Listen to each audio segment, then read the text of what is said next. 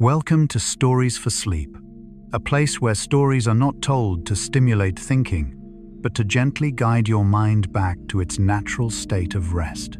If at this moment you are lying down after a long day, your body tired, but your mind still moving, then this video has been created especially for you. The theme of the Stories for Sleep channel is the most relaxing truths about the world around us. And tonight, we will listen to the weather, not as dry forecast reports, but as a living flow. Air-breathing clouds, drifting heat and water quietly moving across this planet. From the perspective of Carl Gustav Jung, the human unconscious still remembers these natural rhythms. When we listen to them, the mind recognizes a very familiar signal. It is time to rest. This video does not ask you to focus or remember anything. You only need to listen and allow everything to slow down. In the coming minutes, we will begin a journey to explore the gentlest truths about weather in a way that helps you sleep more easily, more lightly. And if you would like to have a story waiting for you every night to lull you into sleep, don't forget to subscribe to Stories for Sleep. And now, let us begin. There are nights when even though the body is tired, the mind refuses to stop. Thoughts follow one another like clouds that do not disperse, and sleep becomes something distant, almost luxurious. In those moments, we often try to control the breath, control thoughts, control emotions. But the more we try, the more awake we become. Perhaps the problem is not that we are not trying hard enough, but that we are listening to the wrong rhythm of nature. Weather, something we usually treat as a quiet backdrop to life, has never been still. Air is moving, heat is spreading, water vapor is rising and falling. The entire sky is a living system breathing together with this planet. And within that breath, the human body has always been programmed to relax, to rest, to sleep. From the perspective of Carl Gustav Jung, the human psyche is not separate from the natural world.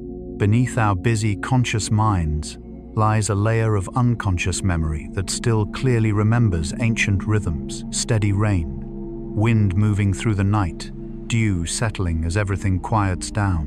When we listen to these rhythms, the unconscious recognizes a familiar signal: it is safe to rest. This video is not meant to teach you meteorology. It does not ask you to remember or analyze anything. Instead, it is a gentle invitation.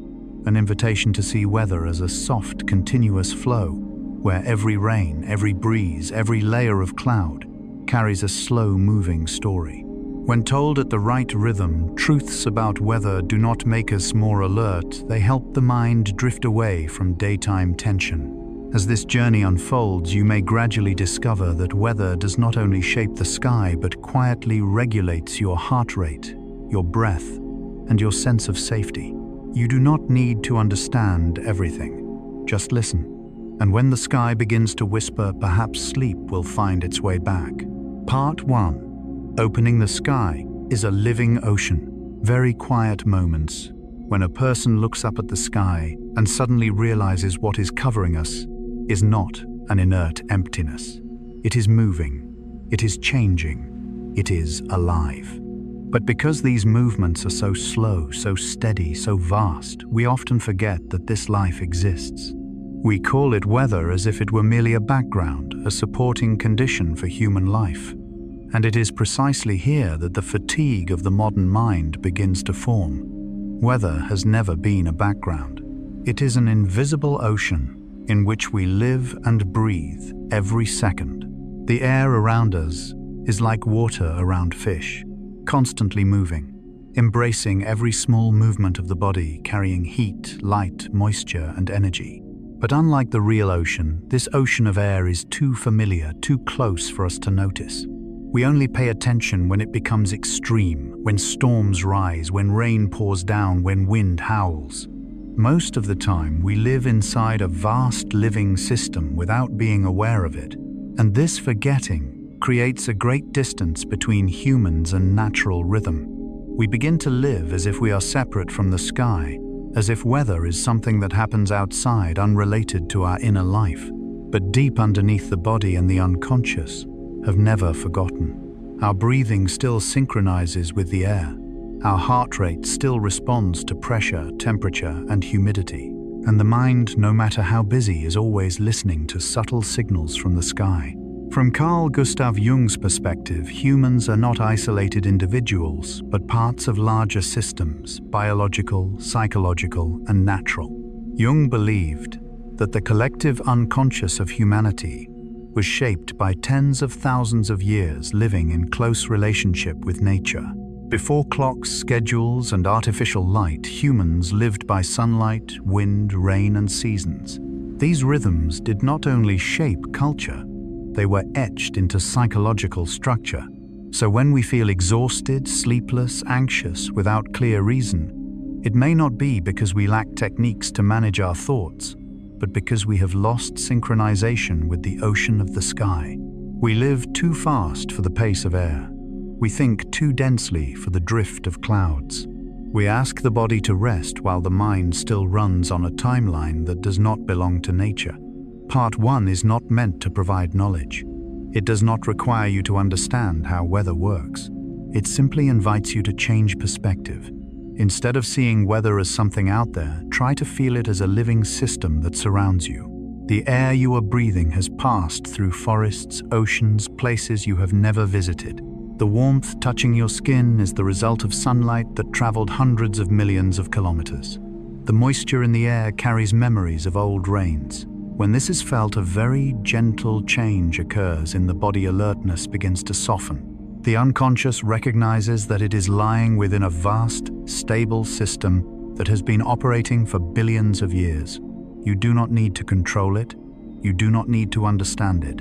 It existed long before you arrived, and it will continue after you fall asleep. Weather is the breath, heartbeat, and song of the planet. This is not poetic metaphor. It is a truth close to biology and psychology.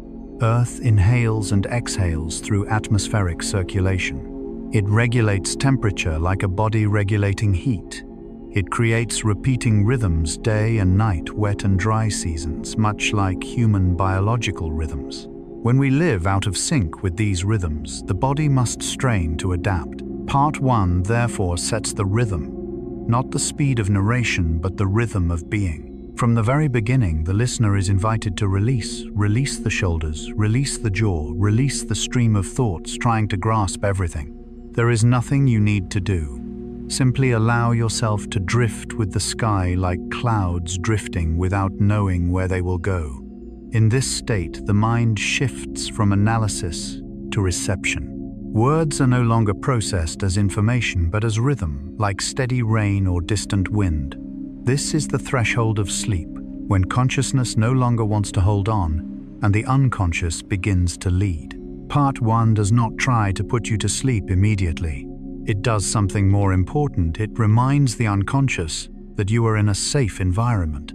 The sky demands nothing from you.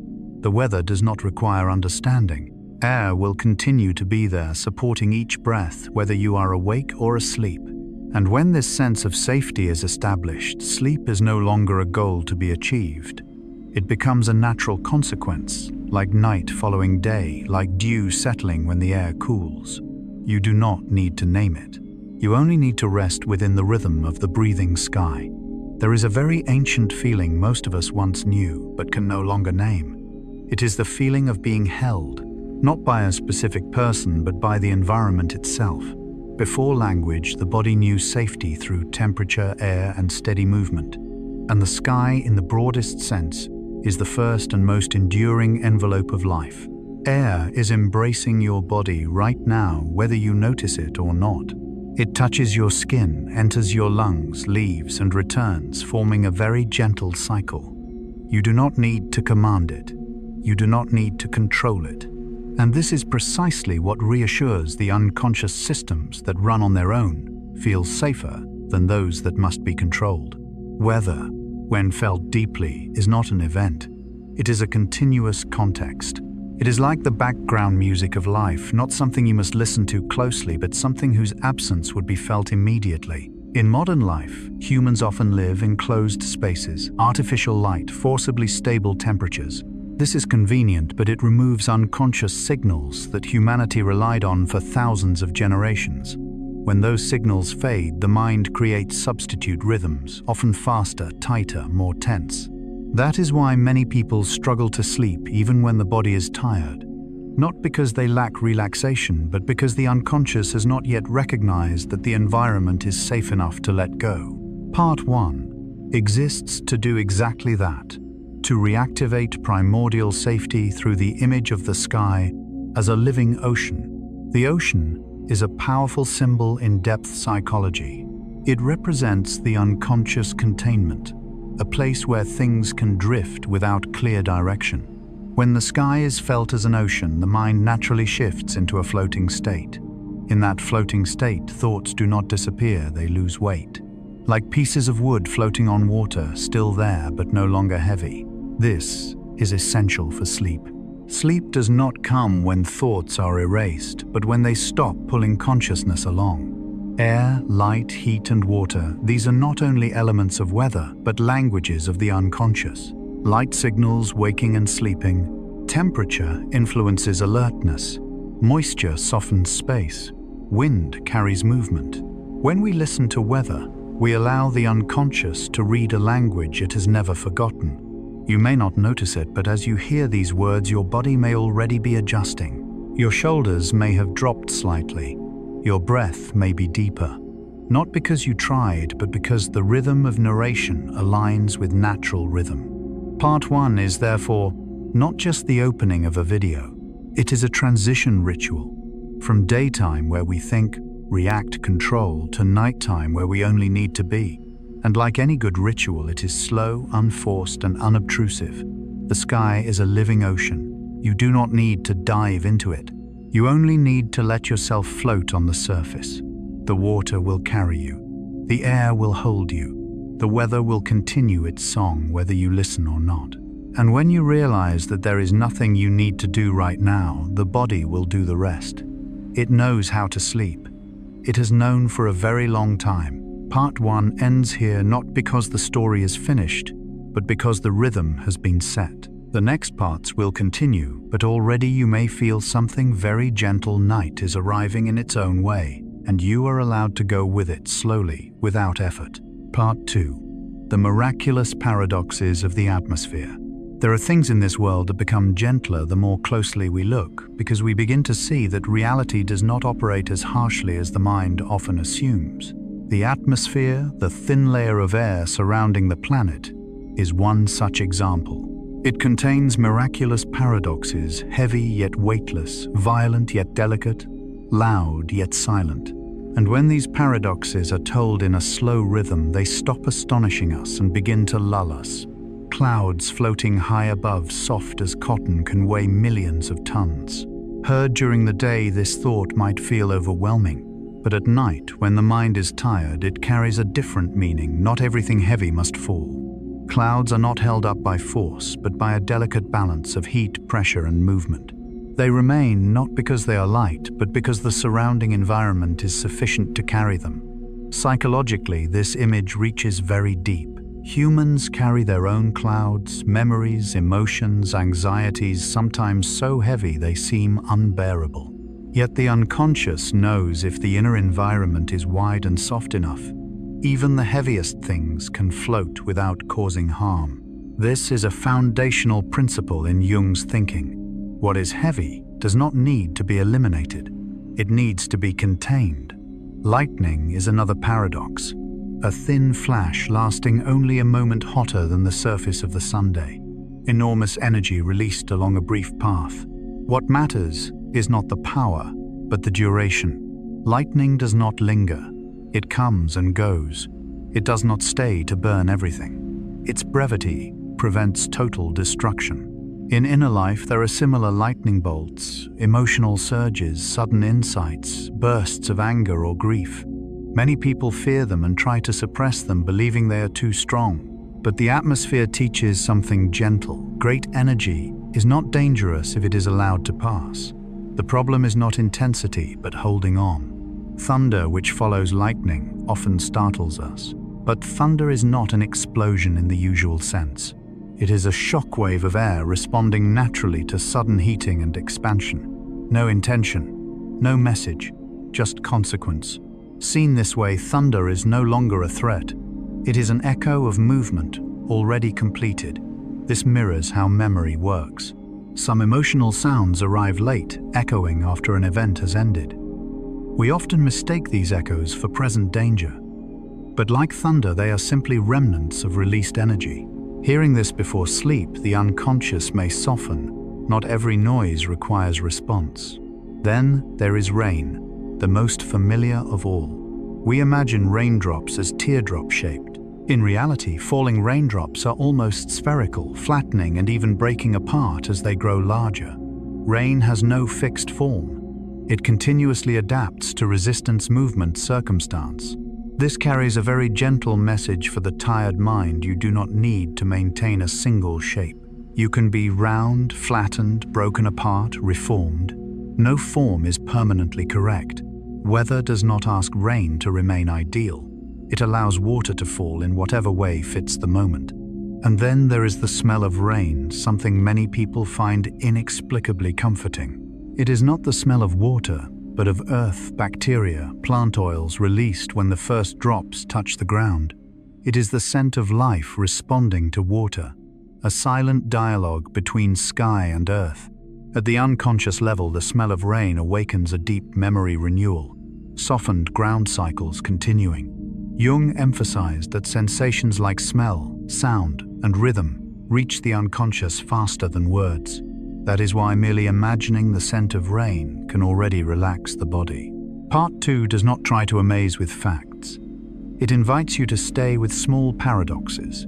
In these contradictions, the atmosphere reveals its refinement. Air need not be gentle to carry weight. Energy need not be small to pass through. Sound needs no meaning to be heard, and water needs no fixed form to fall. When a tired mind seeks certainty, Part 2 gently introduces another way of being, living with paradox without resolving it. Clouds are heavy and float. Lightning is intense and fleeting. Rain is familiar and strange. And humans too can be tired and safe, anxious and supported. Listening before sleep, you do not need to remember. Just let images drift. Let clouds pass through the mind. Let lightning flash and fade. Let thunder echo and recede. Let the scent of rain spread through imagination. And after enough drifting, you may notice something very gentle. The atmosphere does not fight gravity, it works with it. And likewise, you do not need to fight your tiredness. You only need to allow yourself to fall into sleep in the softest way the sky has always known. There is something strange about how the atmosphere operates. It does not try to simplify itself. It allows opposites to coexist, heavy and light, hot and cold, quiet and violent. Because it does not force consistency, it becomes astonishingly stable. Within contradiction, it finds balance. Humans, by contrast, often exhaust themselves trying to eliminate inner contradictions. We want clarity, decisiveness, one feeling at a time. But the unconscious does not work that way. It resembles the atmosphere layered, flowing multiple states at once. Resisting this creates tension. Allowing it creates ease. Clouds weighing millions of tons do not ask why they float. They need no justification. They exist within a structure wide enough to support them. This carries a deep message for the exhausted. You do not need to be lighter to be supported. You may carry many thoughts, unresolved emotions. If inner space is soft enough, they do not need to fall. Lightning does not apologize for its power. It appears when conditions are ripe, releases energy, then disappears. It does not stay to punish itself. Many people lose sleep over strong emotions that were never released. They fear collapse if they let them pass. But the atmosphere shows the opposite. Brief release prevents long accumulation. Thunder teaches another lesson about time. Sound arrives late, travels far, fades. It brings no new danger. How often are we awakened by the thunder of old events, old words, old memories, and react as if they are happening now? Hearing thunder at night, the unconscious may relearn something gentle. Not every sound requires action. Rain, with its changing shape, continues the lesson of flexibility. Falling slowly, it is round. Falling fast, it flattens. Growing large, it breaks apart. No state is wrong. Rain does not cling to identity. It responds to conditions. Before sleep, this becomes a whisper you do not need to keep your shape when you are tired. And the smell of rain, beloved by many, proves the quiet cooperation between sky and ground. It comes not from rain alone, but from interaction, from meeting, from two systems touching and changing together. At the unconscious level, the scent of rain reminds us rest is not separation, but reintegration. Part 2 is therefore not only about strange phenomena. It quietly teaches an ancient skill, staying with paradox, without tension. You can be awake and sleepy, listening and dreaming, present and drifting. No choice is required. When you allow this, the mind lowers its control barriers. Thoughts stop lining up to be solved. They begin to drift like clouds, present but not heavy. In this space, sleep is not summoned. It finds its own way. The atmosphere never sleeps, but it always makes rest possible. Tonight, you do not need to understand its paradoxes. You only need to be surrounded by them, as you always have been. Part 3. Ice, snow, and silent movements. There are movements in nature that make almost no sound, yet are deep enough to reshape entire landscapes. Snowfall is one of these movements. It does not rush in. It does not arrive suddenly. It descends very slowly, very evenly, as if the sky itself were deliberately softening everything. In the world of snow, there is no urgency, only time stretching out so that even the smallest movement has space of its own. Each snowflake falls with its own rhythm. Some spin gently, some descend straight down, some sway as if hesitating. The speed of snow is not uniform. The shape of snow is never repeated. No two snowflakes are exactly alike, not because snow is trying to be special, but because the conditions of formation for each one are unique. Temperature, humidity, air currents, all converge in a very specific moment to create a structure that appears only once, then dissolves. On a psychological level, this image reaches very deep. Human beings are also shaped by unrepeatable conditions, a particular childhood, a particular environment, experiences that cannot be copied. Yet we often forget this and compare ourselves to others, as if we were all falling through the same conditions. Snow reminds us that difference is not a flaw, but the natural result of an individual journey. Some snowflakes are so small they almost melt the moment they touch the ground. Others grow unimaginably large, crystallizing from millions of tiny particles colliding in the air. They grow not through force, but through the patience of repeated movement. Thin layers accumulate one upon another without hurry, without pressure, until a large structure forms. In inner life, some changes happen in exactly this way. Not through a single major decision, but through very small, steady acts. One moment of letting go of a thought, one night of deeper sleep, one instant of not blaming oneself. Listening to snow before sleep, the unconscious may recognize that not every change needs to be felt immediately. Some changes are quietly accumulating. Snowstorms present a very particular paradox. They are both dangerous and silent. From the outside, a snowstorm can paralyze entire regions. But within the storm, especially near its core, sound is absorbed. The world becomes white, blurred, and strangely quiet. Not quiet because it is safe, but quiet because all movement has slowed to its maximum. This image holds strong resonance for those who are exhausted. There are periods in life when everything feels too much, too cold, too difficult. Yet within those same periods, if one does not resist, if one does not panic, a very deep stillness can emerge. The stillness of having nothing left to do except remain. From Carl Gustav Jung's perspective, psychological freezing states are not always pathological. Sometimes they are the unconscious, protecting the system from overload. Hail tells a different story, the story of memory. Each hailstone is a record. It forms as a droplet is lifted and dropped repeatedly within a storm, gaining a new layer of ice each time. When a hailstone is cut open, its rings are clearly visible like the growth rings of a tree. The history of the storm is preserved within each frozen layer. At a deeper level, this resembles how memory is stored in human beings. Not all memories are consciously recalled, yet they exist layered, shaping reactions, emotions, and ways of seeing the world. Hearing about hail at night, one may begin to sense that the past is not only something to be remembered, it has become structure, and that structure does not need to be dismantled during rest. Part 3, therefore, carries a very particular quality, the quality of settling. Ice, snow, and hail are all water but slowed. They do not disappear, they change speed. And this is a very gentle message for those seeking sleep.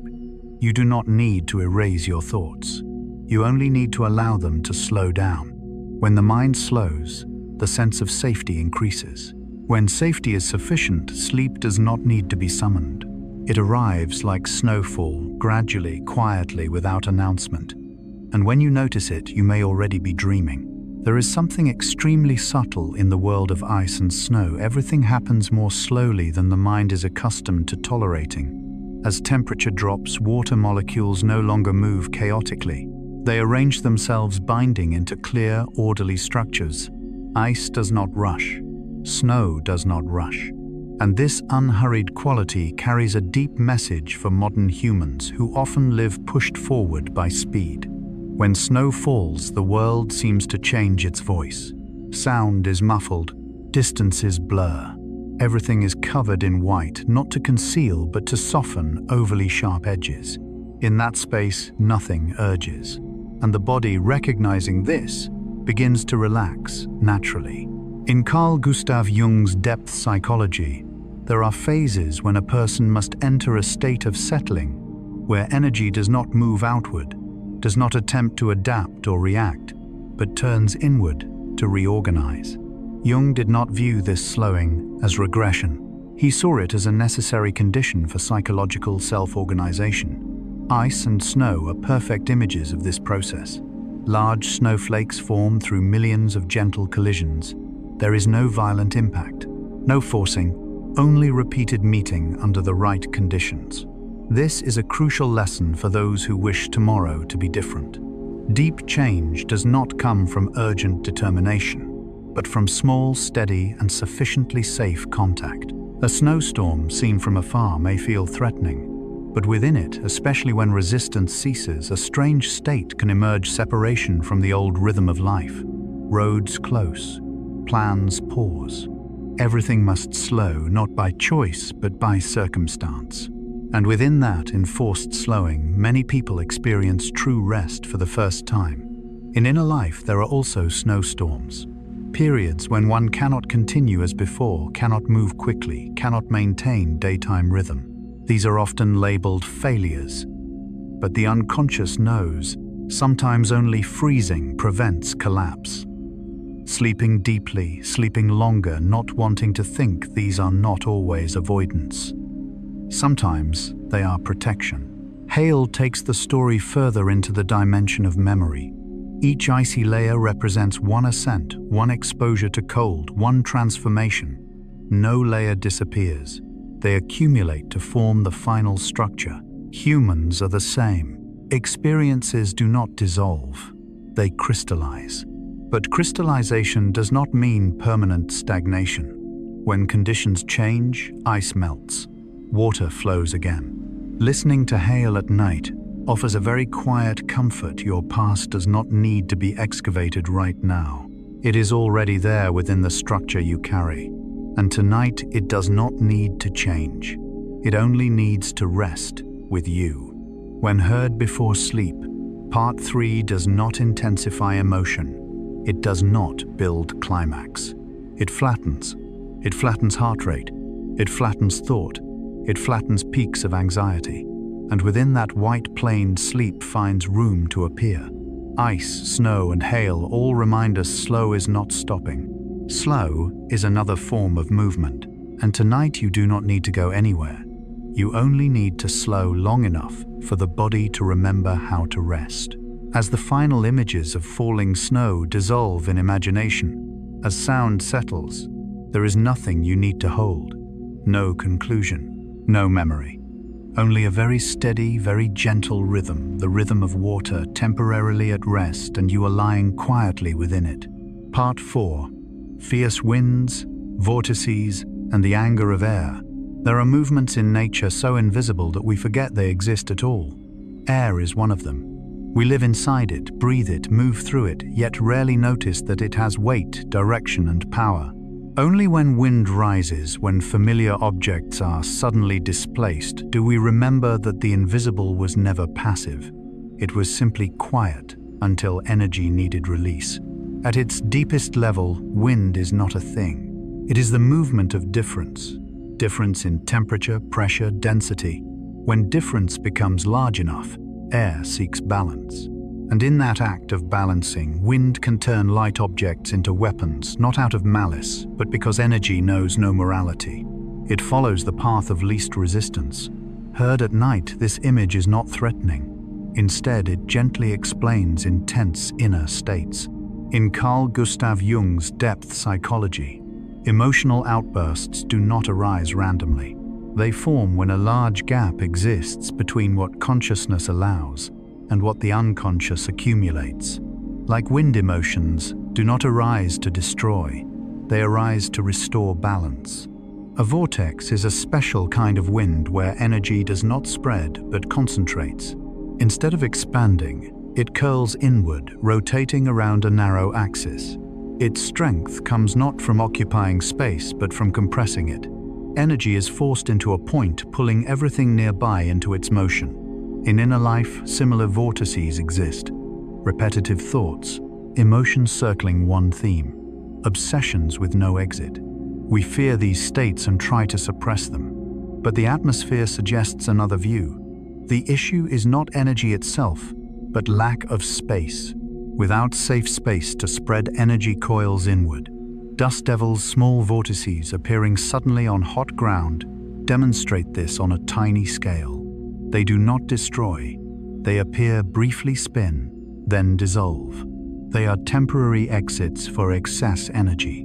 Look closely and they are almost playful. Their message is gentle. Not every vortex is disaster. Some movements simply need permission to occur, then fade. Waterspouts, vortices over water, carry a different beauty. They connect sky and ocean through a slender, spinning column. They are not something entirely new, but the meeting of two moving systems. In that moment, boundaries blur. Air draws water upward. Water pulls sky downward. A form appears violent, yet soft. Symbolically, waterspouts resemble moments when consciousness and the unconscious touch. Jung observed that such moments often bring strong emotion, vivid dreams, or deep fatigue. He did not see them as dangerous. They are points of reconnection. When psychological layers intersect, strong movement is required to reorganize. Invisible air can become violent. Taken literally, this may sound frightening, but at depth, it is comforting. It reminds us that power does not always come from what is visible, and therefore intense inner states are not signs of weakness. They are signs of energy seeking direction. Part 4 is not written to provoke. It normalizes the anger of air just as it normalizes inner turbulence. Wind does not apologize for its force, nor does it remain forever. After every storm comes settling. Air holds no grudges. It moves until balance returns. Listening to fierce winds before sleep, the mind may begin a crucial act, ceasing resistance to inner movement. You do not need to extinguish every thought. You do not need to force calm. You only need enough space, lying still, listening slowly so energy can regulate itself. When no longer compressed, inner vortices loosen. Like strong wind entering open space, they weaken. And as they weaken, the body recognizes safety. Heart rate slows, breath deepens, sleep gains room. A common human misunderstanding is that anger must always be eliminated. We fear storms, vortices, violent air, just as we fear intense emotion. But air never moves without cause. It responds to prolonged imbalance. Warm air rises, cold air rushes in, flow forms, wind appears. Nothing happens to destroy, only to resolve difference. And once balance is restored, wind subsides. No command required. In Jungian psychology, strong emotions follow the same law. They arise when parts of the psyche have been ignored, suppressed, silenced too long. Without outlet, energy coils inward like air trapped in a narrow space. Seen this way, vortices symbolize accumulation, not destruction. The more energy is forced inward, the stronger it becomes. This offers deep comfort before sleep. The problem is not that you feel too much, it is how long you have had to hold it. Dust devils appear when ground heats faster than air above. They last seconds or minutes, then vanish. No harm done, no aftermath. They resemble Earth's sighs. Humans sigh too, through irritation, tears, exhaustion. When allowed, they end naturally. Suppress everything, however, and energy does not vanish. It transforms into anxiety, muscle tension, insomnia. That is why Part 4 encourages understanding, not resistance. Waterspouts carry an even deeper message. They form where air and water meet under the right conditions. No rigid boundary. Sky pulls water up. Water pulls sky down. A temporary bridge forms, then dissolves. Symbolically, this mirrors psychological transition points where consciousness and the unconscious meet. These moments often feel intense, tiring, dream-filled. Jung called them transformative points. Uncomfortable but necessary, and afterward, with proper rest, the system becomes more flexible. Part 4 therefore ends not with violence but with settling. Air after a storm is clearer, pressure steadier. The world is not destroyed, it is rearranged. So too with people. After energy releases, after emotion is allowed, the body often enters a unique state, gentle exhaustion. This exhaustion is close to sleep. Not exhaustion from fighting, but from no longer fighting. As you hear this, you may notice your shoulders dropping, your breath deepening, not because you did anything right, but because you stopped doing. Invisible air can be fierce, yet it also carries every breath. Wind can tear away, yet it cools, cleans, renews. No state lasts forever. And this is the softest lullaby for a tired mind. Every movement passes. Part 4 closes with wind calmed. No vortex, no spiral. Air returns to its background state, the one we rarely notice yet always rely on. And in that background state, sleep can arrive naturally like stillness after wind. Part 5. The great machines of weather. There are phenomena in nature that cannot be called events, because they do not arrive and depart like moments. They operate, they persist.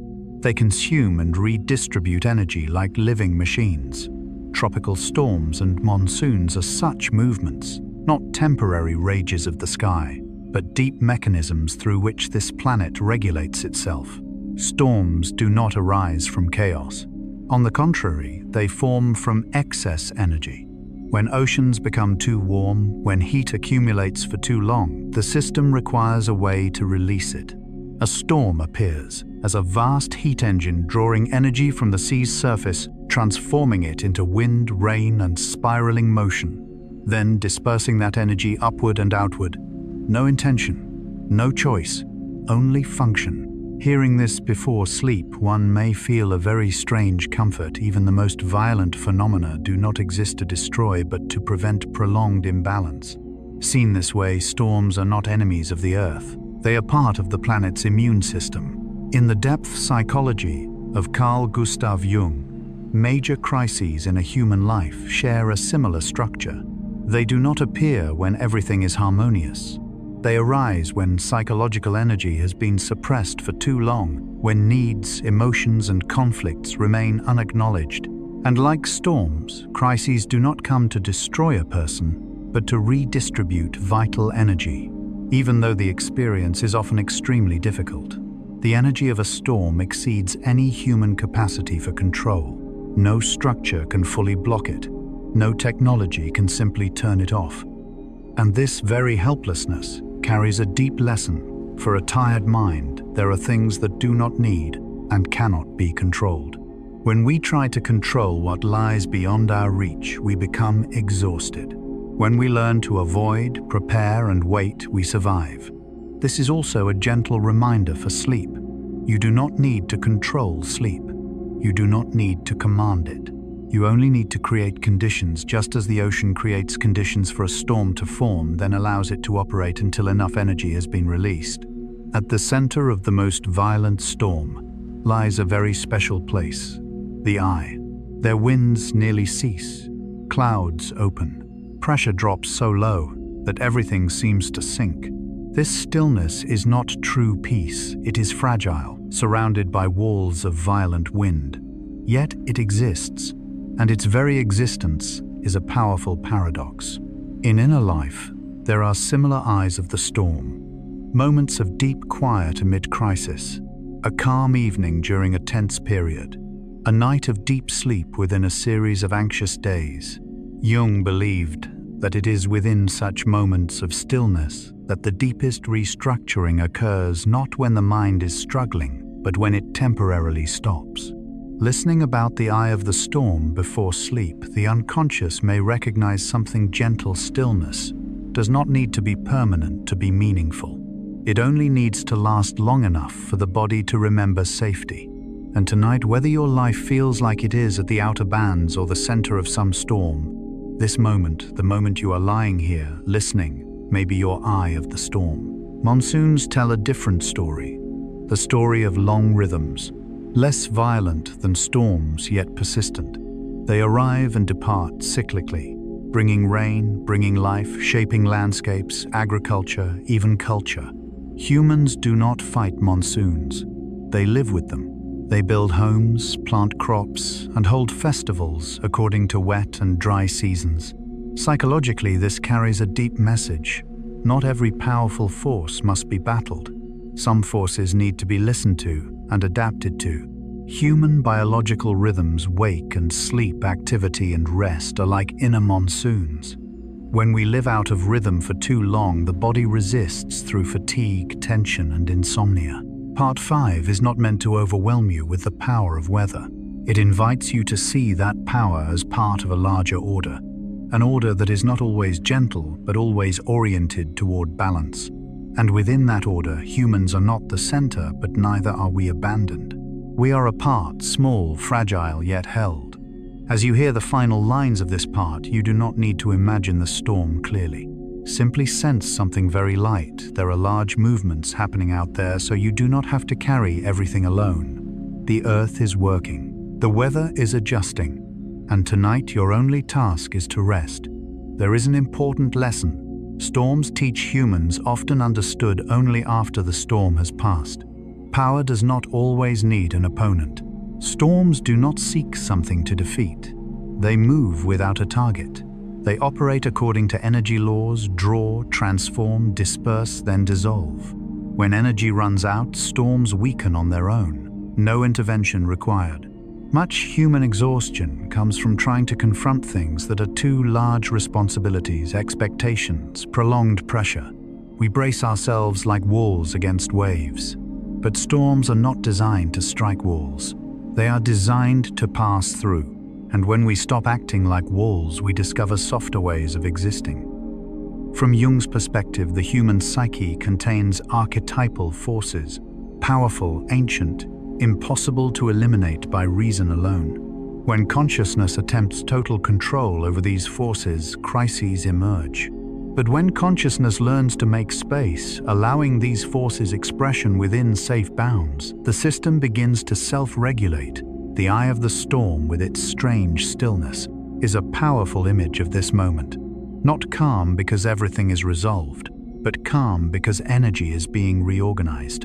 Psychologically, moments of deep fatigue, surrender, and not wanting to think, if not forced into positivity, may be the eye of the storm, a place where the mind rests to prepare a new structure. Listening to this before sleep offers a gentle permission. You do not need to be strong right now. You do not need to understand everything. You do not need to be ready for tomorrow. This moment is not for action. It is for standing still amid large movement. Monsoons extend this lesson across time. They do not explode and vanish. They return year after year. They have rhythm, predictability, repetition. Humans live with monsoons, not by controlling them, but by adjusting life to their rhythm. Rainy season means planting. Dry season means harvesting. No one is angry at the sky for raining. Psychologically, this corresponds to accepting one's own rhythm. There are high-energy periods, periods of retreat, times of clarity, times of obscurity. When we force ourselves to remain in dry season constantly, the psyche is depleted. When we allow the rainy season, inner life is nourished. Part 5, Heard at Night, ceases to be a story about storms. It becomes a story about trust. Trust that larger systems, the earth, the atmosphere, the unconscious, know how to regulate themselves. And therefore you do not need to do everything alone. There are movements happening beyond your awareness, so you may rest. As images of massive storms dissolve in imagination, what remains is not fear, but a feeling of being set down. Set down from your shoulders the responsibilities that do not belong in sleep. Set down from your mind the unanswered questions. Tonight is not for resolution. Tonight is for lying quietly in your own eye of the storm. And when you allow this, sleep no longer needs to be sought. It appears as a natural consequence, like storms, weakening winds, softening rain, becoming gentle, and the sky slowly opening. Part 6. The extremes of the earth. One thing easily exhausts humans. When thinking about Earth, it is not fair in the way we expect. There are places where rain almost never falls, where land cracks from dryness, where life survives on rare drops of water. And there are other places where rain falls almost daily, where dense forests grow, where air is so humid that breath carries moisture. Earth does not distribute weather evenly, and paradoxically, this unevenness is what allows the entire system to live. Deserts where rain is nearly absent are often seen as symbols of harshness. But look closely, and they are places where life becomes exquisitely refined. Every organism learns to conserve, retain, wait, no excess, no waste. Meanwhile, the rainiest regions where water is abundant are places where life explodes. Overlaps become so dense it is hard to distinguish. These two extremes do not cancel each other. They coexist to maintain planetary balance. Temperature follows the same pattern. Some places are so hot, materials melt, where the ground cannot be touched by bare hands. Others are so cold, metal becomes brittle, where movement slows until time seems frozen. These extremes are not planetary errors. They are natural outcomes of a vast, complex system distributing energy in its own way. Listening to these extremes before sleep, the mind need not feel fear. Instead, it may find deep comfort. Not all differences must be leveled. In Jungian depth psychology, humans carry similar extremes. There are hot regions, intense emotion, passion, anger. There are cold regions, numbness, distance, silence. Jung did not believe psychological growth meant making everything uniform. It meant allowing opposites to coexist without destroying the system. Weather is uneven because Earth rotates, tilts, absorbs energy differently in each region. But this asymmetry generates wind, rain, ocean currents. If everything were the same, there would be no movement. Without movement, there would be no life. This carries a gentle message for the exhausted. Inner imbalances are not mistakes. They drive the system forward. Hearing about extreme heat and cold at night, you need not visualize clearly. Simply feel this earth is wide enough to contain all states, and therefore you need not shrink yourself to fit one mold. There may be days you feel dry, periods when you feel flooded. This does not mean you are broken. It means you inhabit a particular inner climate. Part 6 is not written to overwhelm with planetary harshness. It normalizes difference in nature and in humans. Before sleep, it whispers something important: you do not need to be perfectly balanced to rest. You only need to exist as you are: hot, cold, dry, or humid. When you allow this, the mind stops trying to fix itself. The body senses no threat. And in that permission, sleep can arrive, not because everything is resolved, but because everything is accepted. Earth does not seek human comfort. It seeks energetic balance. To achieve this, it accepts extremes that may frighten our limited perspective. But stepping back, viewing the planet as a living whole, we see that the hottest, coldest, driest, wettest places quietly perform essential roles. Deserts without rain for decades or centuries are not forgotten. They absorb and reflect solar energy, uniquely shaping winds, pressures, distant weather systems. They teach a deep lesson. Scarcity is not uselessness. Some values exist only in absence.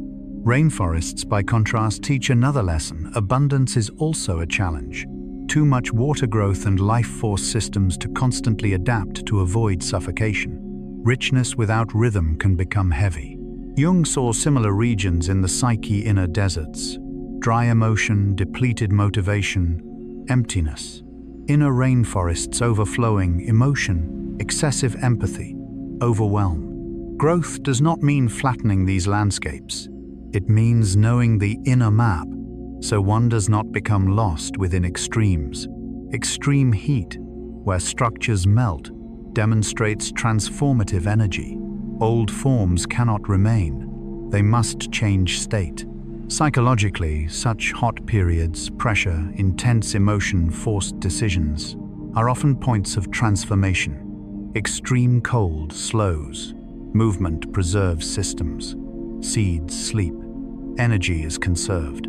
Cold is not only harshness, it is necessary delay. Psychologically, numbness and withdrawal may be protective pauses. Listening before sleep, you may sense gentle permission. You need not be ideal to rest. Perhaps today you are hot thoughts racing. Perhaps cold, too tired to think. Perhaps dry, feeling nothing. All are valid climates of being human. Earth does not correct unevenness. It uses it to generate movement.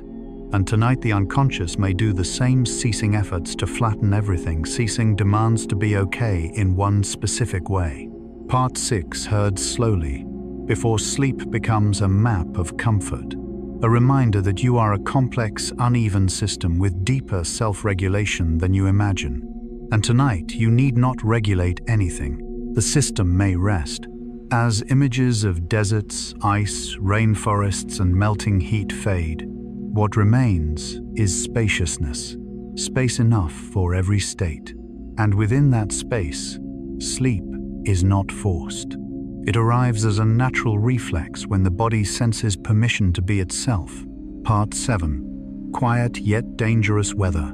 Some dangers never. Raw. They bring no thunder tear, no sky provoke, no immediate panic. They arrive softly, slowly, almost politely. Quiet weather is like this. And because of its silence, it touches a very deep layer of the human mind, the one we most often neglect. Fog is such a phenomenon. It does not destroy the world. It makes the world disappear. Familiar roads blur. Boundaries between near and far dissolve. Direction becomes uncertain. In fog, we are not attacked, we are deprived of orientation. That is what makes it dangerous. Psychologically, fog mirrors ambiguous life phases. Times when direction is unclear, when right and wrong feel uncertain. No major catastrophe, no obvious tragedy, just not seeing the way forward. From Jung's perspective, such ambiguity is not failure.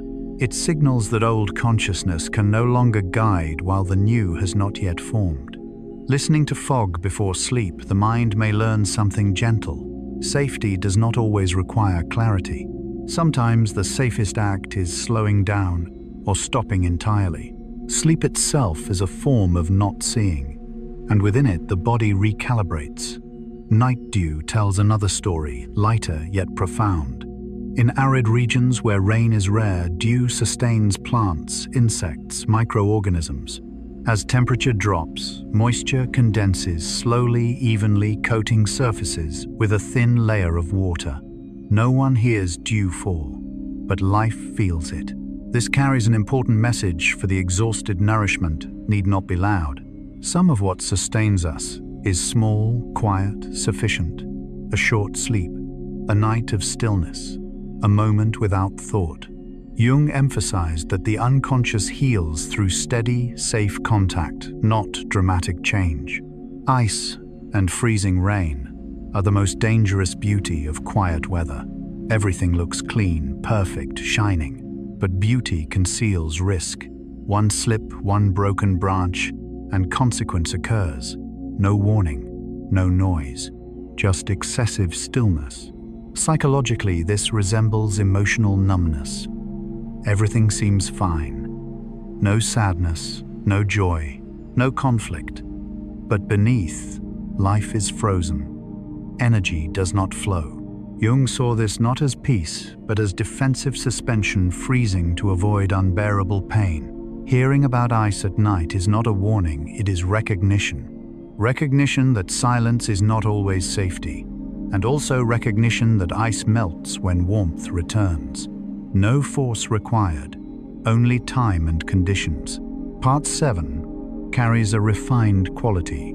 It speaks not of visible power, but silent power. Weather need not be violent to be dangerous, and neither does the psyche require drama to suffer. Often what happens quietly deserves the deepest listening. Before sleep, you need not analyze yourself. No need to ask whether you resemble fog, dew, or ice. Let images pass. The unconscious will choose what it needs. Perhaps tonight you are in fog, directionless. Perhaps you need a thin layer of dew, just enough. Perhaps you are frozen and need rest without touch. All are valid. Sleep does not demand change. It only asks you to remain still long enough. One danger humans rarely learn to recognize is prolonged silence, not restful silence, but silence where movement is delayed too long. Quiet weather teaches this lesson softly. The unconscious understands. Fog does not wound immediately. It removes distance perception. Near becomes far. Safe becomes uncertain. And fear often provokes haste that causes harm. In inner life, ambiguity triggers similar reactions. When unsure, many rush, thinking more, doing more. But Jung noted that sometimes the unconscious deliberately obscures vision, not to punish, but to force slowing. Sleep is one of the safest spaces for this. Dew, by contrast, nurtures quietly. It touches lightly, works invisibly, leaves traces everywhere by morning. Psychologically, this matters for prolonged exhaustion recovery, need not be dramatic. Often one uninterrupted night is enough to prevent depletion. Ice returns us to preservation. Frozen water has not failed, it has changed state. Flow pauses. Structure remains. Potential is conserved.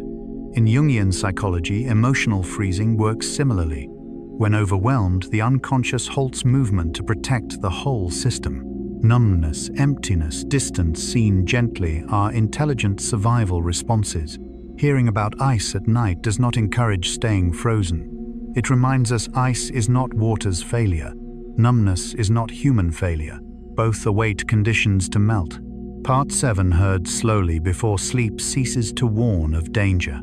It becomes a reminder of subtlety, that what matters most is not always loud, that safety does not always come from clarity, and that rest does not always feel immediately pleasant. Tonight you may not need to feel better. You may only need not to be pushed. Like fog, dew, ice, these phenomena arrive when conditions allow, and depart when conditions change. When you permit quiet without judgment, the body senses no urgency. Heart rate slows, breath deepens, consciousness loosens, and within that thin space, sleep slips in not as an event but as a gentle fading of wakefulness. Part 7 closes in silence, not dangerous silence, but the silence of being heard. And as night continues, you need do nothing more. Fog will lift, ice will melt, and sleep, if not yet here, is moving very slowly toward you. Part 8. Weather and life. There is a very gentle truth that modern humans often forget. Life does not exist beside weather. It exists within it. No living being stands outside the rhythm of rain, wind, heat, and light. Every small movement of the atmosphere leaves its trace in living bodies, from birds in the sky, tiny organisms in the soil, to the human listening to these words now. For many animals, weather is not merely a backdrop, but a living compass.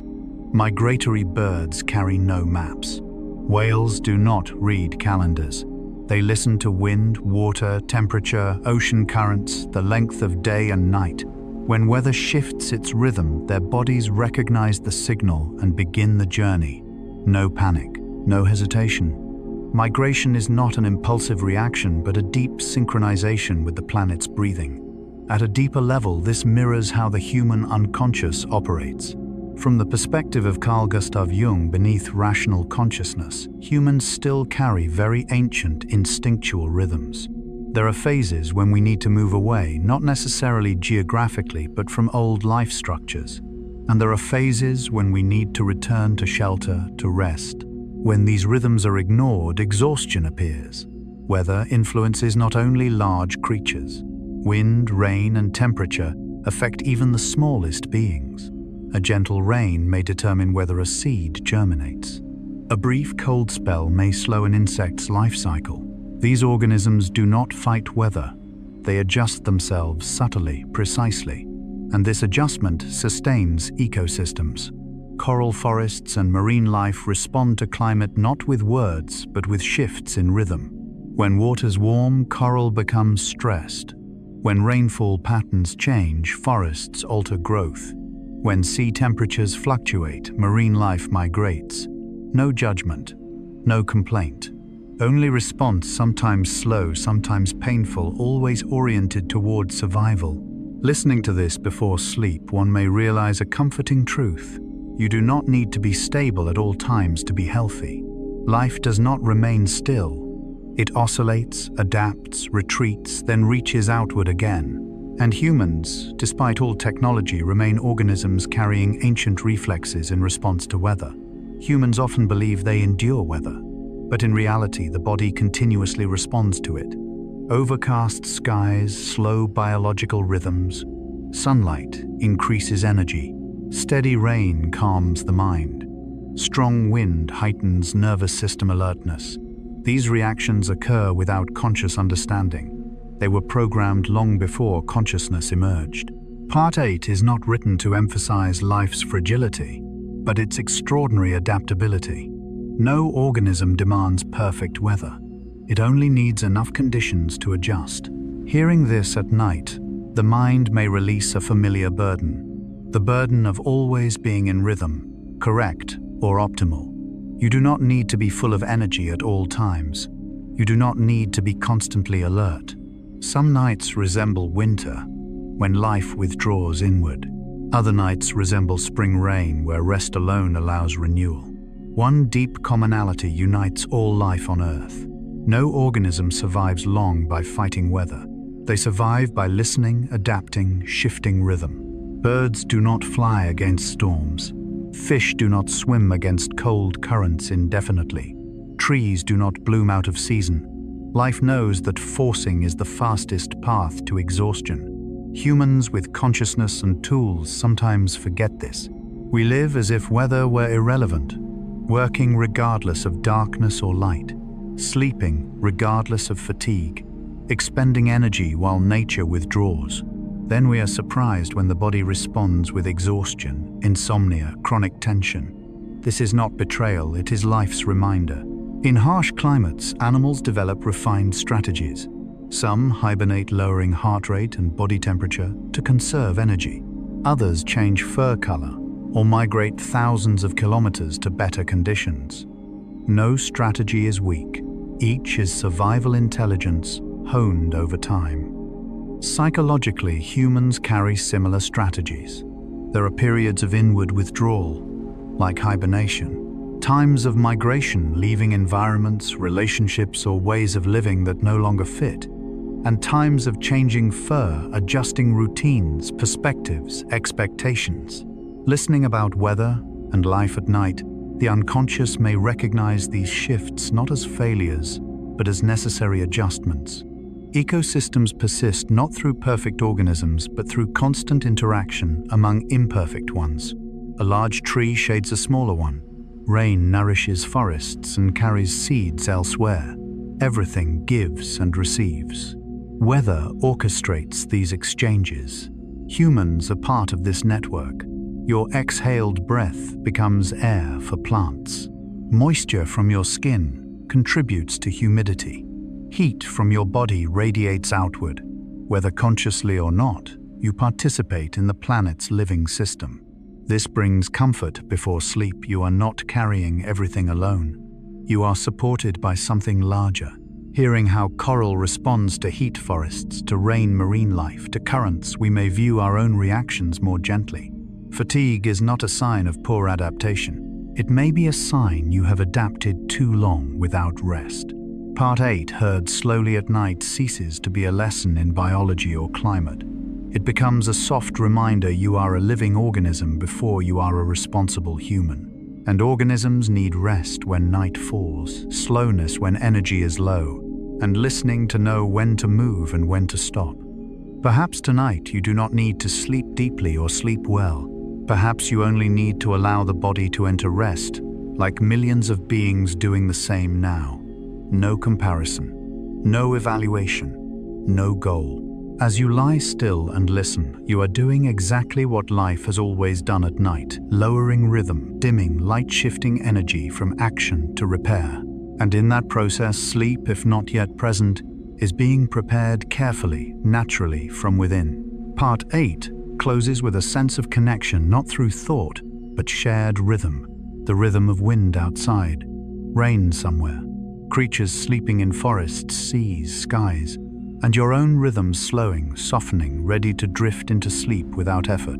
Part 9. Weather, shaping history.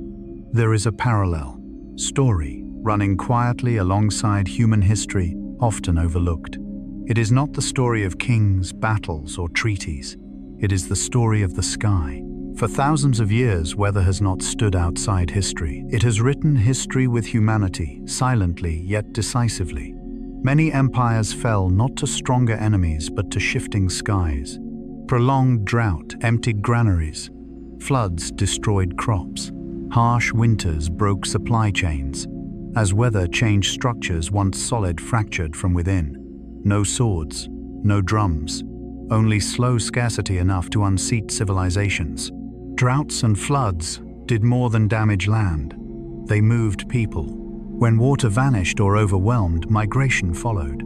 Languages, beliefs, conflicts, and cultural seeds traveled. History bent with rain and wind, with climate cycles humans recognized only once immersed. Even recorded battles were often decided by weather. A storm arrived early, a rainy season extended, an unexpected freeze. The strongest armies became fragile. When ground turned to mud, winds shifted cold, numbed bodies. The sky chose no side but shaped outcomes. From Jung's perspective, human history is not only conscious history but the history of collective unconscious forces. Weather, with its cycles and uncontrollability, embodies these forces. When humans forget their smallness, the sky reminds them not with words, but with changed conditions. Listening to history through weather before sleep feels different from daytime lessons. It lightens personal burden. Not every failure is personal fault. Not every collapse moral error. Sometimes outcomes follow larger rhythms, where humans are only parts. Part 9 is told not to induce pessimism but gentle humility. Human history intertwines with the sky, not to render us powerless, but to remind us we were never meant to carry the world alone. Large forces have always adjusted, challenged, even dismantled so life could reshape. Hearing this at night, the mind may release an old weight, the need to understand, control, and be correct always. The sky has always participated in history. Tonight it participates in your sleep, darkening, cooling, slowing. Listening slowly, we realize the sky has always been a silent witness. Every civilization looked up before laying foundations. Every empire prayed for rain, feared drought, dreaded long winters. Every great migration began with climate change, unnamed at the time. Drought arrives gradually, a little less rain each year, slightly poorer harvests. At first, adaptation, then endurance, finally departure. Many ancient civilizations ended this way, not through war, but because the sky withdrew cooperation. Floods reverse the pattern. Water erases boundaries, roads, fields, walls. Societies reorganize. Cultures spread. History shifts not by choice, but because the sky changed first. Celebrated battles often hide a simple truth. Outcomes were decided by season, rain, wind. Will cannot replace conditions. Psychologically, this comforts before sleep. Not all life's failures are personal. There are unfavorable inner climates, periods of drought or flood in feeling. Inability to advance then says nothing about your worth, only that conditions were unsuitable. Viewed through weather, history becomes a story of adaptation, not victory. Survival favored those who listened to the sky, knowing when to plant, wait, retreat. Likewise, resilient individuals are not those who push endlessly, but those who rest when needed, pause when vision blurs, sleep when the body asks. Sleep is not escape, it is adaptation. Part 9, heard at night, becomes present.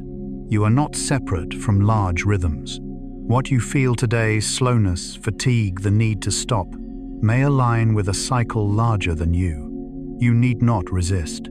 The sky has witnessed countless rises and falls. It has also witnessed countless quiet evenings of rest. Tonight is not a historical turning point, and that makes it safe. No decisions, no battles. Part 9 closes with a gentle sense of proportion. You are not the center of history, but you are not meaningless. You are a small part beneath the same sky that sheltered generations. And now it asks one simple thing: sleep. Part 10. Weather beyond Earth. When humans first looked at the night sky, they wondered not only about stars, but whether Earth's familiar rules applied elsewhere. The deeper our understanding goes, the more we discover something strange yet comforting. Weather is not only Earth's story. It is a universal language of the cosmos, spoken in wind, energy, radiation, and motion. Auroras are among the first bridges between Earth's weather and space weather. They arise not solely from atmosphere, but from encounters between solar, wind, and planetary magnetism. Energy from a distant star meets air, causing particles to glow. A phenomenon beautiful, powerful, invisible until light appears. Symbolically, auroras resemble moments when distant forces touch inner life. Jung suggested humans respond not only to local events, but to collective unconscious forces, vast, ancient. Some emotions, dreams, and states arise not from specific events, but deeper currents reaching us. On other planets, weather feels familiar, yet alien. On Jupiter, storms last centuries. On Venus, acid clouds dominate, rain never reaches ground. Some worlds have glass rain falling sideways. Others see metal vaporize, then condense as rain. Strange, yet governed by the same laws under different conditions. Heard before sleep, this comforts deeply. Earth is not alone in its functioning. What we call weather energy distribution, thermal imbalance, motion toward balance, exists throughout the universe. And humans, though small, inhabit a system more ordered than we imagine. Space weather, solar storms, particle streams affect satellites, communication, even human rhythms. This reminds us how thin the boundary is between outside and inside. Just as in psychology, where culture and history quietly shape inner life, Part 10 is not meant to overwhelm with cosmic strangeness. It expands belonging. You belong not only to a city or planet, but to a universe where familiar rules repeat at different scales. Placed here, personal worries soften. Listening to planetary storms and distant auroras at night is not to stimulate thinking, but to release the need to understand everything. The universe functions without our comprehension. So does sleep. It needs safety, not perfect reasons. Looking beyond Earth, familiarity appears within distance. Where energy exists, motion follows. Where imbalance exists, weather emerges. Giant planet storms mirror Earth's hurricanes, in essence, seeking balance through rotation. Only scale differs. And when scale overwhelms, the need for control dissolves. Even glass or metal rain follows strict order. The universe is not chaotic, only unfamiliar. Psychologically, this comforts those troubled by unfamiliar inner states, strange dreams, nameless feelings, periods of not feeling oneself. Like alien weather, these states are not wrong. They arise from changing conditions. Space weather reminds us even apparent emptiness teems with motion. Likewise, much occurs beneath consciousness, quiet, influential. In Jung's spirit, unconscious forces need not be resolved immediately. They must be contained like magnetospheres containing solar wind to create auroras rather than destruction. Listening the unconscious may realize you need not block all energy. You need space enough for it to pass without breaking you. Part 10 expands not only physical space, but psychological space. When you are no longer the center, pressure dissolves. Personal anxieties grow smaller, not dismissed, but held within a larger context. Listening to the universe before sleep places you in proportion. You need not understand everything to be safe. You need not understand yourself fully to rest. The universe has functioned for billions of years without your intervention. Your body knows how to sleep when conditions allow. All you must do is stop interfering, like refraining from controlling weather on distant worlds. Part 10 closes with quiet trust. Trust in large laws holding order. Trust in deep rhythm beneath apparent chaos. And trust that tonight, as you close your eyes, you rest beneath the same vast universe, enduring patient, asking nothing of you except rest. Part 11. Humans. Observing, forecasting, and intervening. There was a very particular moment in human history when people no longer only lifted their eyes to the sky, but began to look through it. The first weather balloons carrying measuring instruments rose into the air, followed by radar satellites, artificial eyes silently orbiting the Earth. From that moment on, the sky was no longer entirely mysterious. It became a space that could be observed, analyzed, forecast. And at the same time, a deeper question quietly emerged in the human mind. When we see more, do we truly control more weather balloons? Satellites and radar allow humans to perceive what the senses cannot moving. Air currents gathering cloud, masses, storms forming far away. Because of this, people can prepare, avoid, reduce risk. This is a genuine and undeniable advance. Yet it also subtly changes the relationship between humans and weather. From listening, humans begin to monitor. From acceptance, humans begin to predict. Computers simulate the future of the sky through complex models where millions of variables are calculated continuously. Color-coded maps, projected storm paths, probabilities of rain and sunshine for the coming days. All of this creates a sense of reassurance, the feeling that the future is no longer entirely surprising. And yet, no matter how sophisticated the models become, forecasts are never perfect. The sky always retains a portion of its freedom. Listening to this before sleep, one may begin to feel a very gentle truth. Not everything needs to be known in advance for us to be safe. In Carl Gustav Jung's psychology, humans carry a constant tension between the need for control and the need to let go. Consciousness wants prediction, certainty, but the unconscious moves according to softer rules, accepting ambiguity, accepting uncertainty. Sleep, in the end, is the moment when we temporarily stop forecasting ourselves. Humans do not only observe and predict. At times, they also intervene, seeding clouds to produce rain, redirecting water flows, altering land surfaces to influence local climate. These actions arise from a deeply human desire, the wish to reduce suffering, to control risk. But every intervention carries a profound ethical question. Are we cooperating with this living system or trying to bend it to our will? At the psychological level, this clearly reflects how humans treat themselves. We observe emotions, predict reactions, then try to intervene, trying to think more positively, to control anxiety, to force sleep. Yet the more forcefully we intervene, the more the system resists. Jung emphasized that healing does not come from coercing the unconscious, but from forming the right relationship with it. Observation, yes. Understanding, perhaps. But force often produces the opposite result. Part 11, when told at night, does not criticize science or progress. It gently proposes a balance between knowing and not knowing, between forecasting and acceptance. Humans are both observers and participants, but not absolute controllers. The sky retains its own rhythm, and that very autonomy prevents the system from becoming rigid. Listening about satellites, radar, and forecast models before sleep is not meant to stimulate more thinking. It is meant to release the need to know what tomorrow will be like.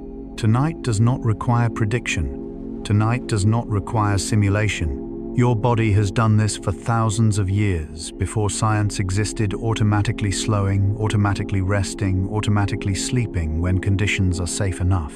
When humans placed the first satellites into orbit, a gentle illusion was born. The illusion that if we looked high enough, far enough, we would understand the entire sky. Images from space made Earth appear small, orderly, measurable. Storms became clearly visible on screens. Clouds were colored, outlined, projected, and in that moment humans felt as though they stood outside the system as objective observers. But the more we observe, the clearer the paradox becomes. Knowing more does not mean controlling more. Each new generation of satellites, each more refined computer model reveals further layers of complexity previously unseen. Tiny variables, seemingly insignificant fluctuations can shift entire outcomes. The sky always seems one step ahead, not to mock us, but to remind us it is a living system, not a linear machine. Radar shows rain approaching. Models estimate the probability. But no instrument conveys the experience of rain, the scent of damp earth, the steady sound, the subtle change in the body's breathing. And it is precisely these immeasurable elements that humans truly respond to. The same is true psychologically. We can analyze emotions, name states, understand causes, yet lived experience always exceeds the models.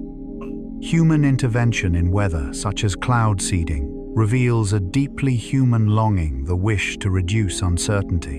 In drought-stricken regions, rain is not merely water, it is hope. Intervention can be necessary, even compassionate, but each attempt places humans on a delicate boundary between cooperation and imposition. There are no absolute answers, only choices made in specific contexts with understanding that is never complete.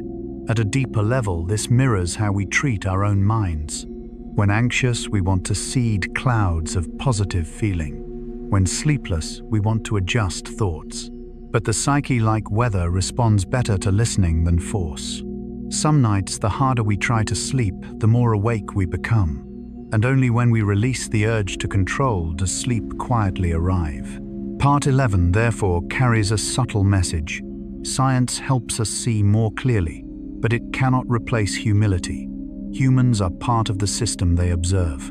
Every action, every intervention eventually returns to affect the observer. This is not a warning, it is a reminder of deep interconnectedness.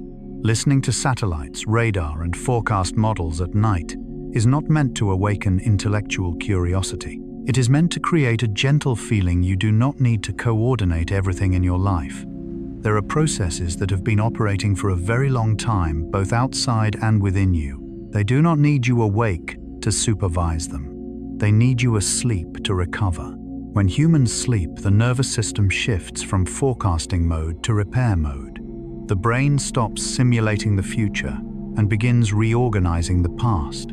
Sleep, in this sense, is the moment we pause, being observers and interveners, and return to being living organisms aligned with our biological rhythm. Part 11 closes not with technology, but with a very ancient image, a human lying beneath the night sky.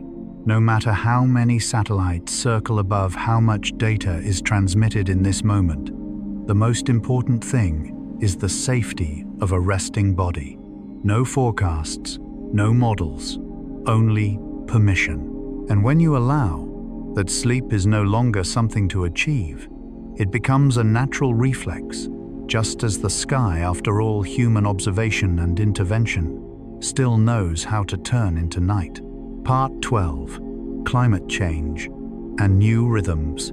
Some changes do not arrive like sudden storms, but like a very slow misalignment of rhythm. At first, something simply feels slightly off.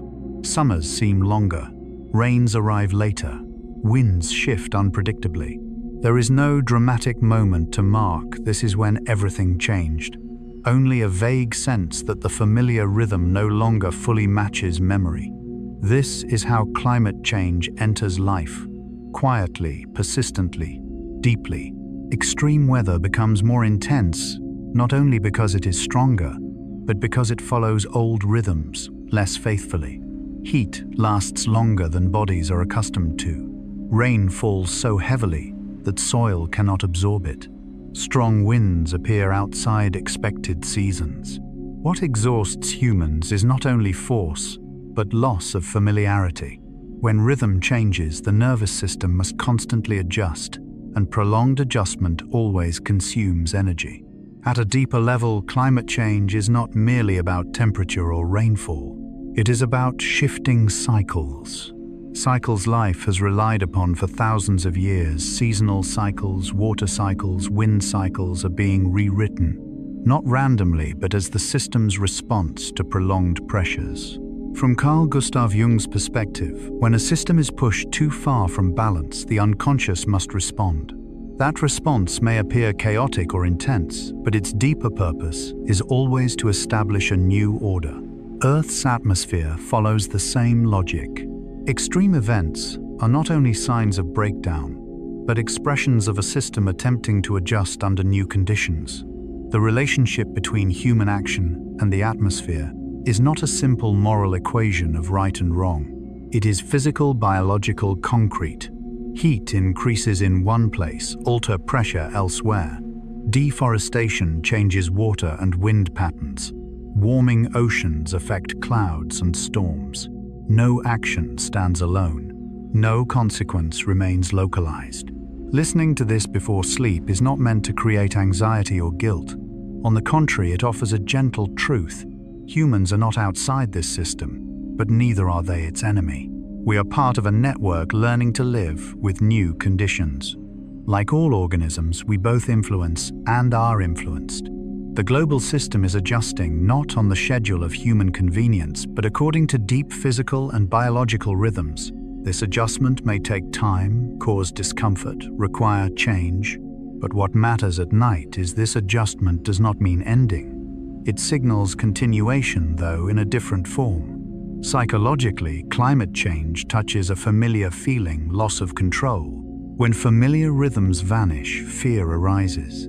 But Jung emphasized that surface-level loss of control often marks the emergence of deeper order, not the restoration of the old, but the formation of something more fitting. Listening to climate shifting before sleep, you do not need to carry the world's responsibility into dreams. Night is not for solutions. Night is for recovery, both in nature and in humans. Your body, like the planet, does not need perfect stability to rest. It only needs permission to slow. Part 12, told slowly, does not end with warning but gentle acknowledgement. The world is changing, and that is tiring. But fatigue is not weakness.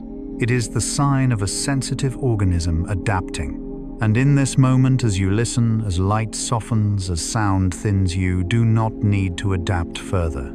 You have done enough for today. The system can operate while you sleep. The sky will continue adjusting. The earth will keep finding rhythm. And you, small necessary, are allowed to rest within this larger movement. What makes climate change psychologically difficult is that it no longer feels exceptional. Once disasters were rare events. Now extremes repeat, seasons falter, abnormal years follow one another. The mind tires in a different way, tired of having no stable reference point. The human nervous system is built to adapt to short-term change. When change becomes constant, a new strategy is required. That strategy is not always action. Sometimes it is acceptance of instability as reality, rather than constant resistance.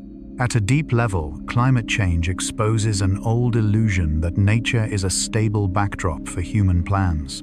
When rhythms break, we confront the truth that Earth does not promise to remain unchanged for our expectations. This is not hostility. It reflects an ancient principle. Living systems change when conditions change. In Jung's spirit, crisis is not collapse of order, but the moment old order becomes insufficient. Personally, crises feel chaotic, disorienting, anxiety-filled. Yet Jung believed these moments allow the unconscious to reorganize life into new structure. If consciousness does not try to seal the process shut, climate is undergoing a similar process. As energy accumulates beyond familiar thresholds, the system redistributes it, sometimes unevenly, sometimes intensely. This can bring harm and loss, and must be taken seriously. But at night, the essential thing is not to carry all of this into rest. You do not need to solve climate change now, just as you do not need to resolve all personal changes before sleeping. Sleep is not indifference. It is a condition for continued adaptation tomorrow. There is a beautiful paradox. As the outer world accelerates, sleep asks us to slow more deeply. When climate rhythms destabilize, personal rest becomes even more vital, not selfishly, but to preserve human sensitivity. Part 12, heard fully before sleep, is no longer a crisis report. It becomes a reminder of healthy limits. You may care, be aware, but you do not need to carry the entire world in each breath. This planet has endured many transformations, and though the future will differ, life continues, finding ways forward. In this moment, the most meaningful act for the world, and for yourself, is deep rest, so that tomorrow, if action is needed, energy exists. Tonight you only need to lie still, allowing your breath to merge with a larger rhythm, the rhythm of a planet changing yet never ceasing to live. Part 13. Illusions and miracles in the sky. There are moments in the sky that cause a person to pause in the middle of a thought. Not because of fear, and not exactly because of astonishment, but because of a feeling that is difficult to name, the feeling that reality has briefly revealed another layer of itself. A streak of color appears and fades. A halo forms around the Sunday.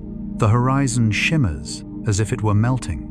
These phenomena are often called illusions, and yet paradoxically they make us feel more real, more alive, and more deeply connected to the world. Light, as it travels through the air, does not always move in a straight line. It bends, separates, reflects, refracts. Through layers of air, droplets of water, tiny ice crystals invisible to the naked eye. From these unseen interactions, beauty emerges. A rainbow is not an object. It is a temporary relationship between light, water, and the observer's point of view. Shift your position slightly, and the rainbow disappears. Heard before sleep, this carries a profound psychological meaning. So many things we long for in life, meaning beauty, comfort, are like rainbows. They do not exist independently. They appear when conditions are right, and dissolve when conditions change. From Carl Gustav Jung's perspective, the human psyche constantly creates symbolic images to express experiences that reason alone cannot articulate. Illusions in the sky are living symbols of how the unconscious works. Halos around the sun or moon. Those faint circles of light are formed by ice crystals suspended high in the atmosphere. No one touches them. No one controls them. They appear only when light meets the right structure. And throughout history, humans have assigned sacred meaning to them, not from ignorance, but because the experience surpasses explanation. Mirages tell another story. When air near the ground becomes hotter than the air above it, light bends, creating images of water, reflections of sky. A weary traveler sees what they desire most. A mirage does not deceive with malice. It simply reflects the observer's deepest need. Psychologically, this is very subtle. Some images in the mind, hopes, visions appear not because they are real in that moment, but because we need them. Jung did not view such images as mistakes. He saw them as messages, signs that something is missing, something needs acknowledgement. The green flash, a rare green light at sunset, exists for only an instant. Many live their entire lives without seeing it.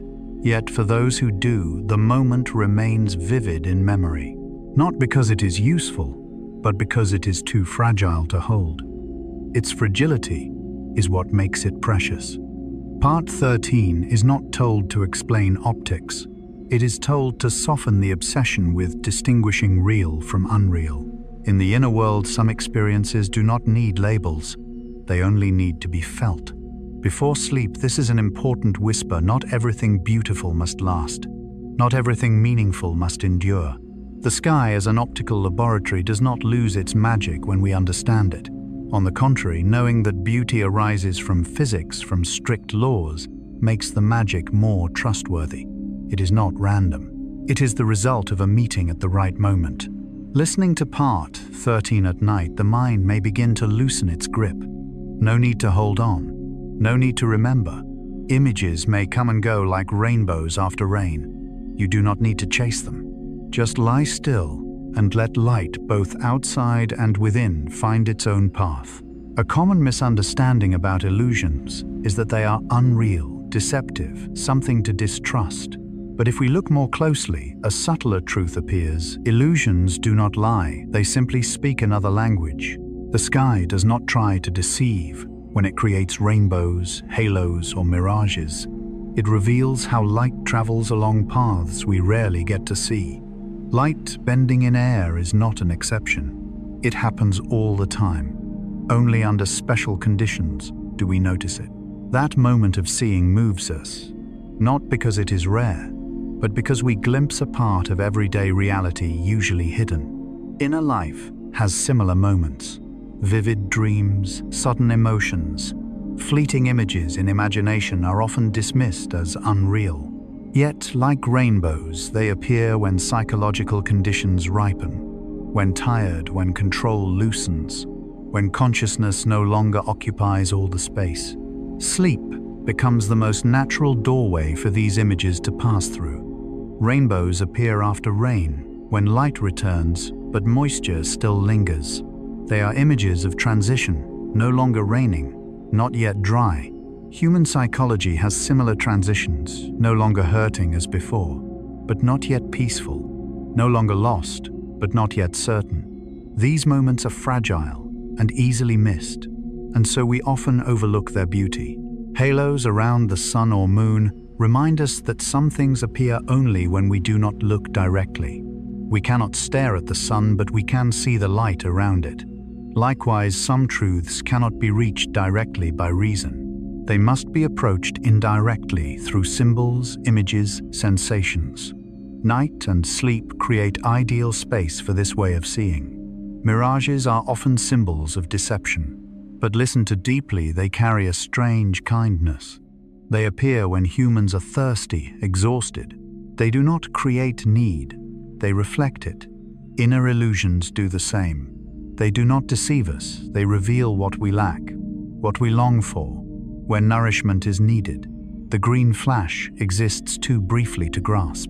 And in that brevity, it teaches a gentle lesson: not all beauty must be preserved. Some moments are meant only to be witnessed, no photograph, no explanation, no repetition. They awaken a primal capacity to cherish what passes. Heard fully before sleep, Part 13 is no longer about physics. It becomes permission. Permission for unclear images to exist, for unnamed emotions to pass through, for the mind to stop constantly sorting real from unreal, right from wrong. In the space of night, illusions are no longer dangerous. They become gentle guides, leading the mind away from daytime logic into a softer, slower realm. Their sleep does not need to be achieved. It arises naturally when we stop trying to hold on to light. Part 13 closes in a safe blur.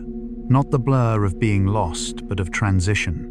Like the sky after rain when light has not fully settled but is soft enough that the eyes need not squint.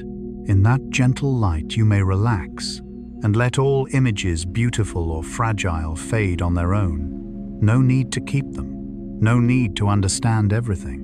Just let the night do what it has always done, carry you into sleep through the very real magic of impermanence. Part 14. Weather as a living system. If we see weather only as isolated events. Rain today, sun tomorrow, storms here, droughts elsewhere. The world feels chaotic and incomprehensible. But when we step back, slow down, and look deeply, another image emerges. Weather is not a series of random events, but the expression of a living system constantly adjusting itself. Like the human body, Earth continuously responds to what is happening within it. Clouds may appear as drifting cotton masses, but at a deeper level, they are refined mechanisms of temperature regulation. They reflect sunlight, cooling the planet by day, and retain heat at night. Clouds do not side with heat or cold. They side with balance. A balance that is dynamic, always adjusting. Ice and oceans function similarly. Ice reflects light, preventing excess heat absorption. Oceans store energy, distribute it through currents, soften extremes. When ice melts faster, oceans absorb more heat and the system must rebalance differently. No intention in human terms, only an ancient survival logic. The carbon cycle weaves everything together. Carbon moves through air, ocean, soil, living beings, and back again. No clear beginning, no final end, only continuous flow. When one part speeds up or slows too much, the entire system senses the change. Weather becomes the language through which the system responds. Listening to this before sleep feels different from hearing about crisis or risk. It suggests Earth is not a broken machine, but a body adapting. Every body needs time, rest, cycles of rise and fall to heal. From Carl Gustav Jung's view, the human psyche also operates as a living system. When emotions are suppressed too long, they find another expression. When parts of the self are neglected, balance is lost. Symptoms are not enemies, but signals, just as weather signals deeper planetary processes. The planet self-regulates, and so do you. Some days you feel energetic and clear. Some days slow, heavy, foggy. Not because you are wrong, but because your system is adjusting. Sleep is a vital part of that process, repairing, redistributing energy just as oceans and clouds do. Part 14 is not meant to make you understand every cycle. It is meant to awaken trust. Trust that not all change signals collapse. Trust that some processes do not require constant intervention. Trust that rest is not stopping, it is essential to living function. Listening to clouds, ice, and carbon at night, the mind may release the urge to stabilize immediately. No need to force a return to an old state. Perhaps that state no longer fits. A new rhythm may be forming, slower, softer, quieter.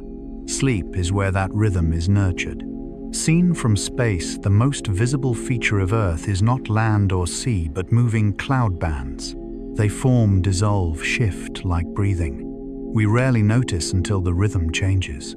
Clouds regulate not only temperature but biological rhythm. Thicker clouds soften light and slow life. Clear skies restore energy. No commands, no control center, only mutual response. Ice is not death but water's hibernation.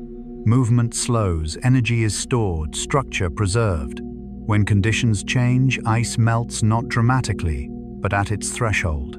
Oceans receive the water, distribute heat, continue the cycle. The carbon cycle makes this clearer still. Carbon belongs everywhere, air, forests, oceans. Each passage carries and returns energy differently. When forced too fast or too slow, weather shifts as a signal for adjustment. Listening to cycles before sleep softens the sense that everything must be finished today. Earth does not complete its work in 24 hours. It moves in years, centuries, millennia. Humans may live faster, but still carry traces of that slow rhythm. Jung believed healthy psychology is not constant stability, but self-adjustment, outward movement, inward retreat, clarity, obscurity. Low states are not failures but necessary reorganizations.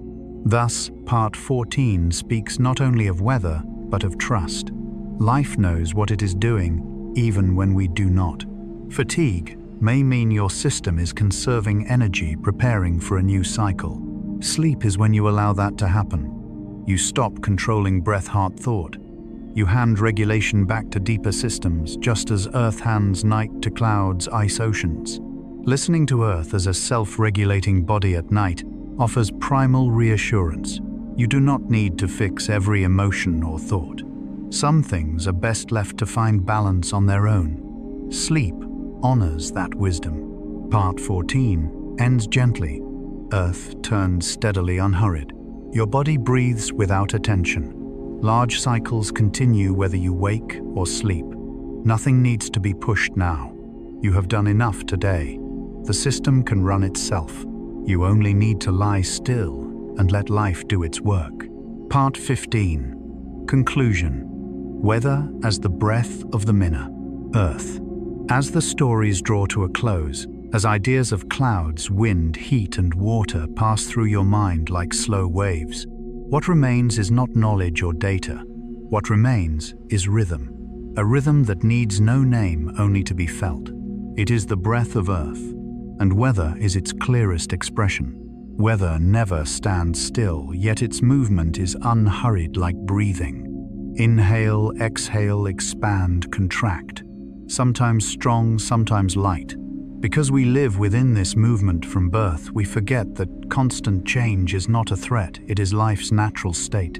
Listening to the sky reveals a gentle realization. Humans do not control this breath. We are passengers. A passenger need not understand the vessel's structure to be safe. Trust is enough. In Jung's spirit, when people are most tired, they need not more information, but an image wide enough to rest within. Weather, seen as planetary breath, becomes that image larger than personal worries existing before you were born and continuing as you sleep tonight. You need not understand weather to feel peace, just as you need not fully understand yourself to rest. Deep layers of you function well without conscious oversight. Sleep is when you return regulation to them, breath, heartbeat, thought settling naturally. As you lie listening, the sky continues moving. Clouds dissolve somewhere, rain falls elsewhere, wind shifts direction. None of this requires your attention, yet it includes you. You are resting inside a breathing system. This conclusion needs no climax, only slowing. Like evening light softening, like the moment before sleep when thought and sensation blur. Questions of why fade, leaving only being. Let your breathing slow slightly. No adjustment needed, just notice it happening. Each inhale shares air with trees, oceans, clouds.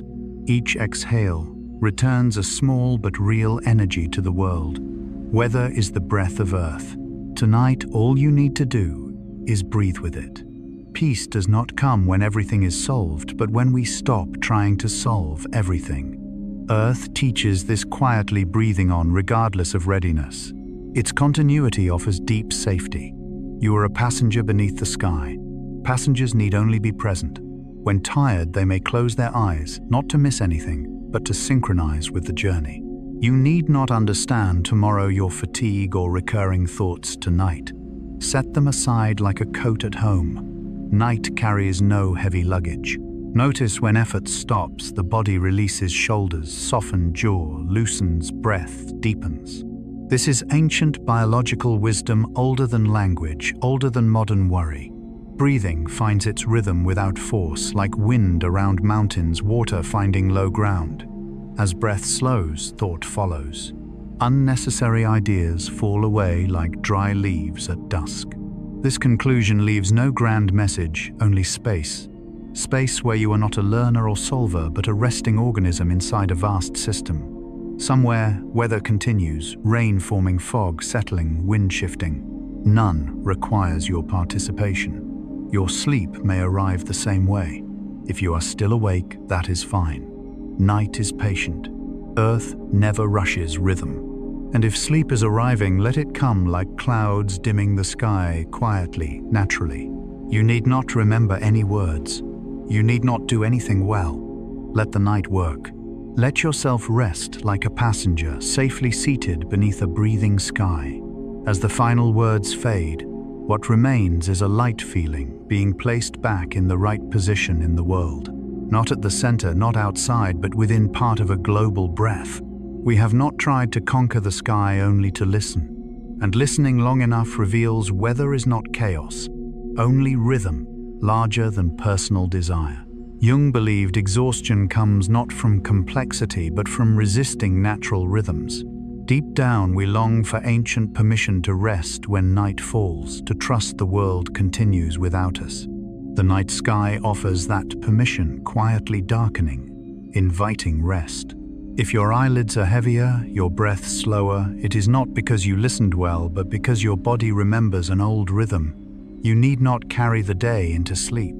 Night requires no perfection, only permission. Let images drift. Let thoughts settle. Like clouds, they will dissolve.